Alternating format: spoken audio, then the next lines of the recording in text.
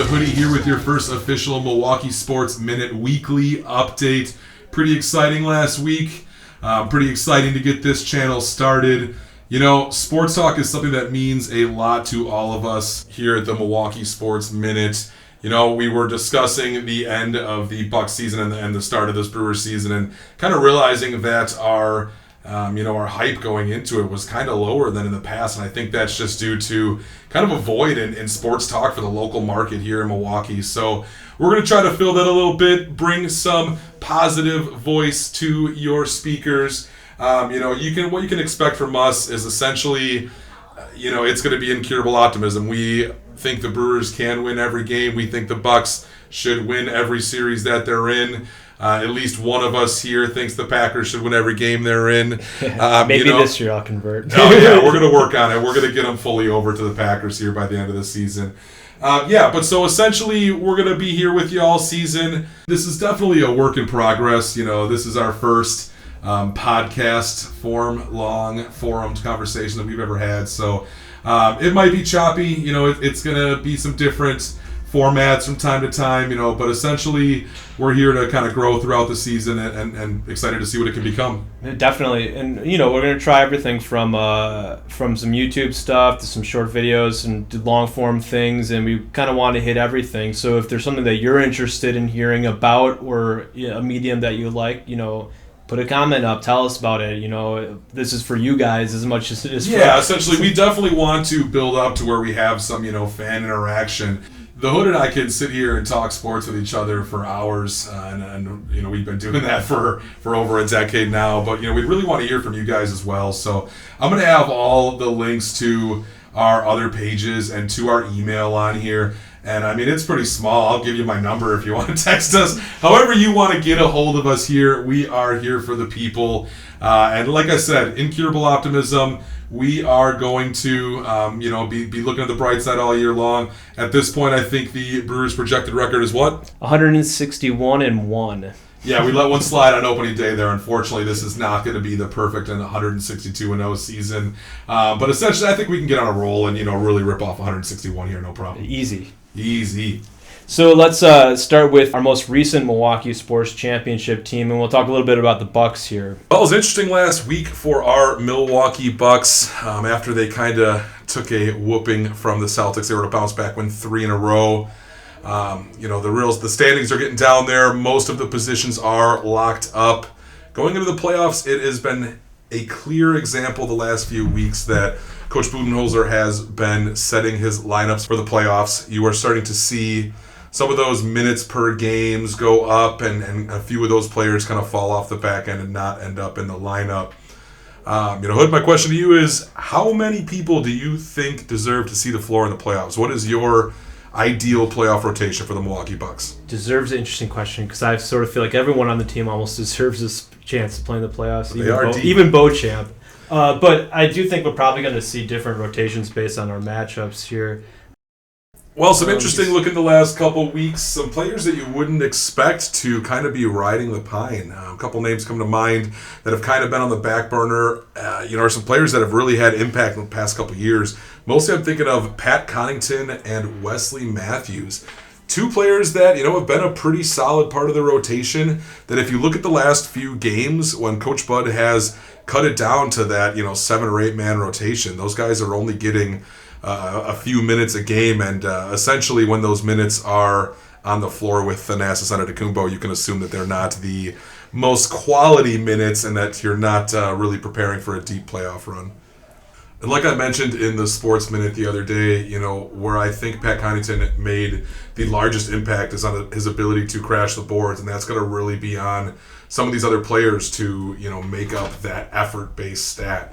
I'm talking about the Grayson Allens, the Javon Carters, these players that are going to be secondhand to our stars. When you get into games 6 and 7 of a series, those are the players that really tend to make the difference. So like I was talking about earlier with the matchups, I think it definitely depends on what type of difference we need for each of these matchups. So let's take a look at who the Bucks might play in the first round. I know we got 4 teams that are locked in for the play-in games. A couple might be able to switch seedings with this last game. But regardless, we're going to end up playing one of them. So we want to take a look here. Well, and for those of you that don't remember, they changed to the play-in tournament format last year. So you're going to have the 7 and 8 team, which is Miami and Atlanta matchup. Now the winner of that game is going to go directly to play Boston in the first round. Now the loser of that game is going to get a second chance, essentially. So the 9 and 10 seed Toronto Raptors and Chicago Bulls are going to play each other. Now the winner of that matchup will have a chance to beat the loser of the 7 or 8 matchup, and essentially that will be the team that the Milwaukee Bucks end up with in the first round. So between Toronto, Chicago, Miami, and Atlanta, you take a look at some of the records the Bucks have previously had against them this season. I mean, honestly, pretty even match it looks like, but it's 2-2 for against the Heat, 2-2 with the Hawks, 2-2 with the Bulls, and then we still have one more game to go with the Raptors, but currently 3-0. Yep, we'll close out the season against the Raptors tomorrow. Now, a team that is flirting with 60 wins. I got to say, I was a little surprised to look up the mediocre records that we have against some of these lower-seeded teams. But as we dug kind of a little further into them, we lost back-to-back game to the Heat early in the year. Neither of Giannis or Middleton played in that game. Kind of same with the other two Hawks and Bulls matchups where, we kind of caught a couple losses earlier in that time when the Bucks were kind of playing 500 basketball. They started off real hot, won, I think, 9 in a row to start the season, and then kind of had an area where they kind of went, 20 and 20, where they were just kind of playing mediocre before they went on that really long run. Now, our question to you guys is, of these 4 teams, what do you think's the worst matchup for the Bucks? Do any of these teams scare you? What do you think, Sam? Any of these teams worry you? Well, I mean, particularly the Heat probably have the biggest star power in this group. I mean, anytime you got Jimmy Butler on the court, I mean, that's going to be a challenge. I also feel like the Raptors are, still a little scary from, 5 years ago or whatever. Yeah, those are the only 2 teams on this list. I mean, I know that the Hawks made it to the conference finals against the Bucks a few years ago, but when you look at the Heat and the Raptors, those are really the only 2 teams where I think they have some championship pedigree on their rosters. That a guy like Jimmy Butler is going to bring the energy and every single night, and you get him and Bam and Tyler Hero, a Wisconsin boy. When those guys get going, they definitely have the ability to push the Bucks a little bit, but I really don't think they're going to give too much of a threat over a 7-game series. Yeah. I mean, I think what's really going to happen is we're going to play the Bulls, and they'll take one game from us early on, and then it'll be the whole story about how the Bulls figured out how to stop us until Giannis puts 50 points up the next game, and then it's, back to normal. That's the best thing about these playoff series, right? The narrative can just change so much in a day. I remember back to that 2021 season with, when the Bucks went to 7 games against the Brooklyn Nets. I know you and I were both down there, around the stadium for that 7th game. One of my fondest memories in Milwaukee. But I'll tell you, I know we said earlier how we are incurable optimists, but I would have told you that series was over 3 different times, before that 7th game when the Bucks finally got the win. So, always exciting. These playoff series definitely bring another element to, the coaching and the lineup changes and things like that. But overall, these teams aren't the teams that they were a few years ago. Trae Young isn't the up-and-comer that we thought he was going to be. There was a time when I think we had a conversation who was going to be better, Trae Young or Ja Morant. And looking back now, it's kind of a laughable conversation if you ask me. Well, that's if Ja Morant plays. Yeah, well, he played last night, played pretty well. So speaking of playing, I know we got a little injury update that happened a couple nights ago with Chris Middleton. So yeah, definitely not good if you're watching the game. I know when he came up limping and exited with about 9 minutes played. I started having flashbacks to last year, just, another year of Giannis's prime wasted without his second best player. But luckily we did get some update that he did have an MRI on Tuesday that came back clean, so he should be good to go for the playoffs. I think he's going to sit out tomorrow, just like all the starters are, and essentially he'll have, the time for that play-in tournament to take place, which gives you a few extra days to rest up and heal. So essentially we're expecting him to be back in the first round. That's the word yesterday from Sham. So they're saying it's looking good for Middleton. But I got to say, if you think back, that's kind of how it was last year. It was essentially, is he going to be back the next game? When's it going to be? And it ended up not going the Bucks' way and cost them an entire season. And honestly, looking at the matchups for the first round anyways, if he needs to rest longer than a week, like that's totally fine. I think we can clearly handle whatever matchup we have in the first round without him. So yeah, but the thing is that we've spent this entire season just focusing on Chris Middleton's health. We didn't start. He didn't start a game all year, which I actually just found that out. Was a little surprised. So they've brought him back slowly, and they were so careful with him to where it's hard to not start seeing a trend here. Because if I remember correctly, it was a wrist that kept him out of the playoffs in the start of the year. He came back, hurt his knee, rehabbed that, and now has tweaked his knee again. And they're just kind of stacking up. And as much as as much as I am a Chris Middleton fan, it's kind of get to that point where he's not young anymore. No, I mean, most of the team's not too young anymore. We went out and got a bunch of people to cover for Middleton. We got a lot of people who can score now compared to last year where we were just in a tough place when Giannis is the only person scoring. Yeah, and we've had personal growth too. I remember watching, it was almost brutal to watch Drew Holiday, who is one of my favorite players, but last year watching him try to create his own shot, which is clearly something he was not too comfortable doing. And he was only doing that due to the absence of that second shooter, Chris Middleton, that the Bucks desperately needed. And I got to say, I do not want to watch that iteration of the Bucks again. We need, what does Perk say? He says that Chris Middleton's Batman, right? Well, you know what? Giannis needs his Batman back for this playoff run if we're expected to do anything again. For sure. And then we take a look at, just before we get off the Bucks, talk about another one of the supporting cast members. We're taking a look at the Sixth Man of the Year award and Bobby Portis here. Our man is getting no respect for this Sixth Man of the Year award. And looking at the betting odds favorite, there's two people that are pretty highly over him right now, and that's Malcolm Brogdon. I know you guys all remember him from his time in Milwaukee. On the Celtics, he's been a decent sixth man, and then Emmanuel Quickly. Emmanuel Quickly is that a player that I maybe should know about, but haven't heard too much about till this point. But looking at the slash line between those three, now Quickly is the clear betting odds favorite. With one game to play for that Sixth Man of the Year. And I think what it comes down to is he's kind of been an Iron Man this year. Looks like he's going to play in all but one game this season, which is something that Portis and Brogdon just unfortunately can't match. But when you're really looking at their numbers, so let's look at points per game, all right? So Brogdon's averaging just under 15 points, 14.9, very good in that offense. Clearly he's the third or fourth guard option there. Marcus Smart, not too much of an offensive player, but and then Emmanuel's at 14.7, and Bobby Portis not that far behind, averaging just over 14 points a game. He really has become a solid offensive option for these Bucks every single night, and part of the reason why the Bucks have just so many different ways that they can hang 140 on you. Is this offense and this team is very deep. So not too much of a difference there in points. What about the rest of the stats? I mean, particularly rebound stands out here. I mean, I know Portis is the only forward center that's on this list. The rest of the guys are guards. But almost 10 rebounds a game. I mean, he's almost averaging a double-double here off the bench, which is pretty incredible. But he's at 9.7 rebounds per game. The other two are, just a hair above 4.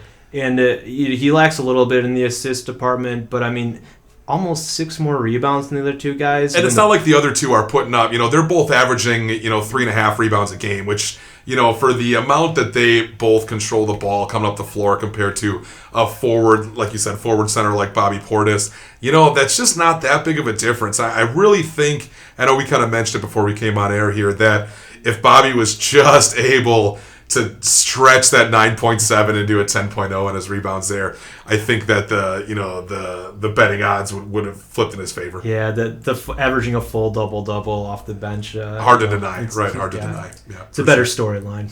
Yeah. That's not the only storyline the last couple of weeks here. Milwaukee Brewers off to a great start. Currently have won 6 games in a row. And that was last night. They had Brandon Woodruff on the mound. Woodruff dating back to June last year. His last 20 starts, absolutely on a tear. He is 9-1 in those 20 starts with a sub 2.3 ERA, really holding it down in a time when, honestly, Corbin Burns has kind of been going the other way. One of those games last night, I know we've had some really exciting baseball the first week of the season here with our boy Terang going yard on opening day, and then we had that walk-off for Mitchell and kind of a back-and-forth game on Wednesday. The official Terang podcast. Yeah, this is the official Terang, the second meeting of the Bryce Terang fan club. But so, those games are great, and they're definitely what carry the excitement through the season. But games like last night, those are really just the games that are going to stack up, the boring 4-0 victories where the game was never really in question. And I think those are the games that, going forward, you need to really put a lot of them together to, look back at the season when you get to August and be in a position to compete. Mm-hmm. And these are games where honestly, I feel the game went pretty well for the Brewers altogether, but Council makes a questionable decision, maybe the first of the season, by pulling Woodruff a little bit early. He was about, 84 pitches? Now, I heard last night that Woodruff did tell Council he was feeling a little fatigued going into that sixth inning, and also they mentioned on the broadcast that his fastball velocity had dropped off a couple. So this early in the year, I think it's better to, kind of just give him that extended spring training, let him work up to that 110 pitch mark. Yep, and luckily the bullpen was able to come in and mop up 3 2/3 innings with only giving up one run, which one hit on a questionable play where Payamps picked up the ball that was about to roll out of bounds.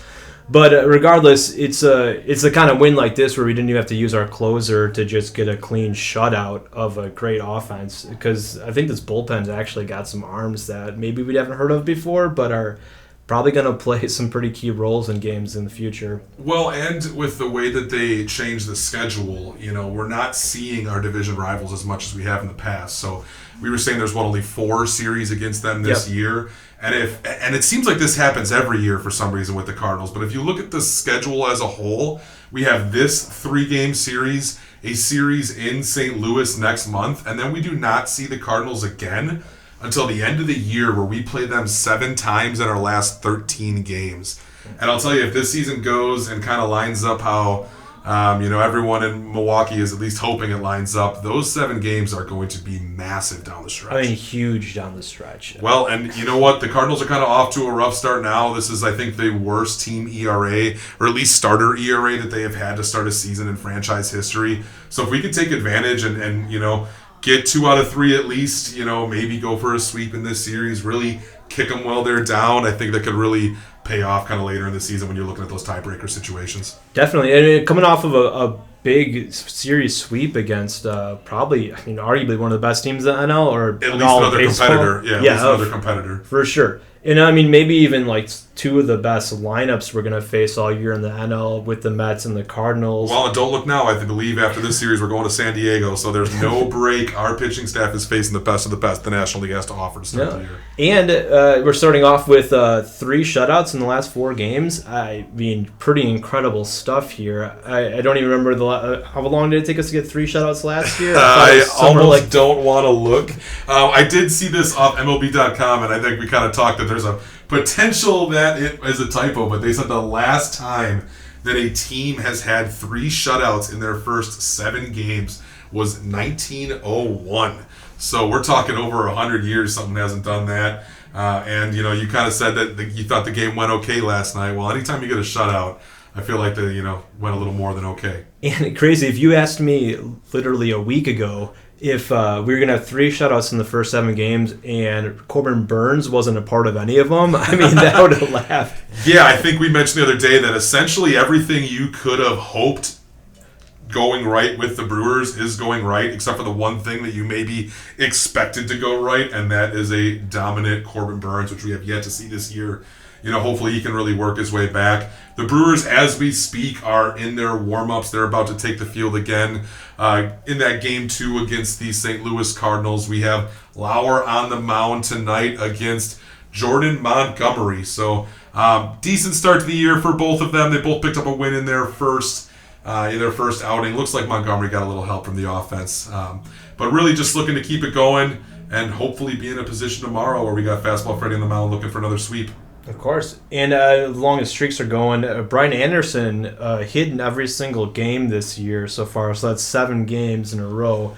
And I think he's a huge addition that kind of went under the radar with most of baseball. We picked him up back in December, I believe. And for a short contract, a guy who hasn't really played a full season since 2019. A lot of injuries in the last few years. And then obviously the 2020 season. and really he's hoping to get back onto his hitting ways like he was in the early days in Miami. And honestly, I think the Brewers are going to capitalize from this. I think he's a clear candidate for 20-plus home runs and 80 RBIs, which is honestly something we've sorely missed for the past couple of years here. No doubt. And you've seen the Brewers know what they have coming. You know what I mean? This is the closest that I think we've felt as a team with our farm system since that early 2000 batch of Weeks, Hardy, Fielder, Hart, Ryan Braun coming up a year or two behind him.